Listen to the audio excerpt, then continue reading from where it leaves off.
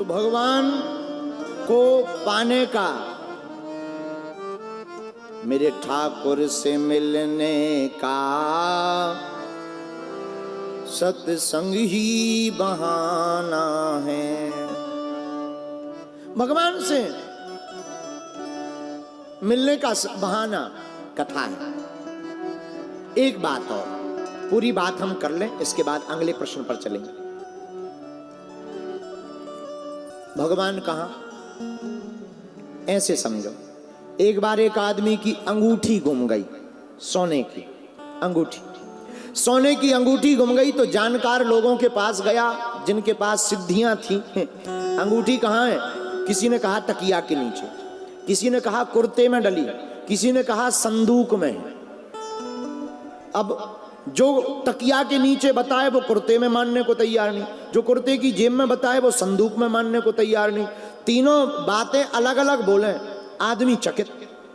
सामने एक महात्मा बैठे थे, उनके पास पहुंच गया, बोले महाराज आप हमें सिद्ध लग रहे हो, आप ही बताओ हमारी अंगूठी कहाँ है। महात्मा बोले सही कह रहे हैं, हम सिद्ध ही हैं, महात्मा हैं, हमारे पास बहुत सिद्धियां हैं, हम तुम्हें बता देंगे और हम जहां बताएंगे अंगूठी वहीं होगी। अच्छा, अब तीनों चौंक गए जानकार कि देखो किसकी बताते हैं। कुर्ता वाला सोचा हमारी वाली बताएंगे, कुर्ते में है। तकिया वाला सोचा हमारी वाली बताएंगे। संदूक वाला बोला हमारी बारी में बताएं। महात्मा बोले भैया अंगूठी चाहे कुर्ते की जेब में हो, चाहे तकिया के नीचे हो और चाहे संदूक में हो, वो जहां भी होगी सोने में ही होगी। इतना हम जानते हैं, अंगूठी जहां होगी सोने में ही होगी। हाँ ऐसा हो सकता कुर्ते की जेब में होगी तो संदूक में नहीं होगी, संदूक में होगी तो तकिया के नीचे नहीं होगी, लेकिन जहां होगी सोने में ही होगी। उसी प्रकार परमात्मा, हम जहां होंगे वही परमात्मा होंगे। वैसे ही परमात्मा हम जहां होंगे वही परमात्मा होंगे। पर दिखाई पड़ना गुरु का काम, दर्शन करवाना गुरु का काम। गुरु है कथा और कथा है दर्पण, दर्पण ही गुरु कहलाता।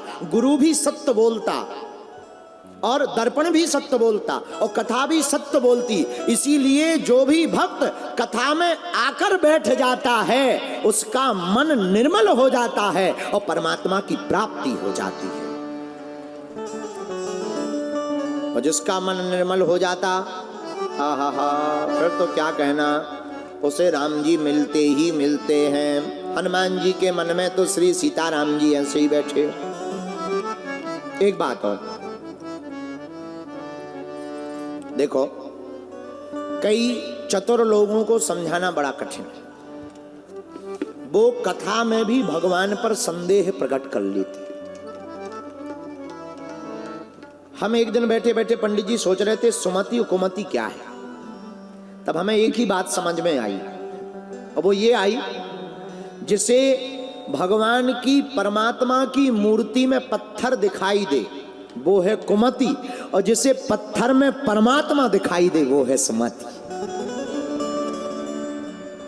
और हनुमान जी कुमति निवार सुमति के संगी, महावीर विक्रम बजरंगी।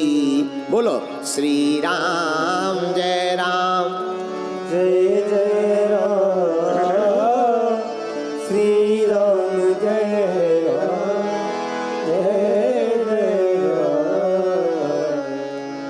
श्री राम जय राम, जय जय राम, श्री राम जय राम, जय जय राम। कुमति क्या है? जिसकी मति भगवान के खिलाफ हो वो कुमति, और जिसकी मति भगवान के पक्ष में है वो सुमति है। लेकिन कई लोगों की मति बीच की बीच रहती, भगवान को मानते भी और नहीं भी मानते। उनका क्या, वो 50-50 है, उनका कोई मतलब ही नहीं है। 50-50 वालों का कोई मतलब ही नहीं होता है। अच्छा महाराज तो ये 50-50 बंद कैसे होगा? कभी कुमति कभी सुमति, कभी भगवान है ऐसा लगता, कभी नहीं है ऐसा भी लगता। इससे बचने का उपाय क्या? भक्ति तो है, सोई हुई भक्ति है, विभीषण की तरह। विभीषण जी लंका में रहते थे, लेकिन सोई भक्ति थी। राम राम केवल गाते थे, राम राम तई सुमरन कीना, हृदय हरस कपि सज्जन चीन्हा, यही सन कहट करिहां पहचानी, साधुते होय न कारज हानि। हनुमान जी समझ गए ये सज्जन है, लेकिन विभीषण की भक्ति सोई हुई है। लेकिन जब हनुमान जी मिले तब विभीषण की भक्ति जाग गई और राम जी प्राप्त हो गए।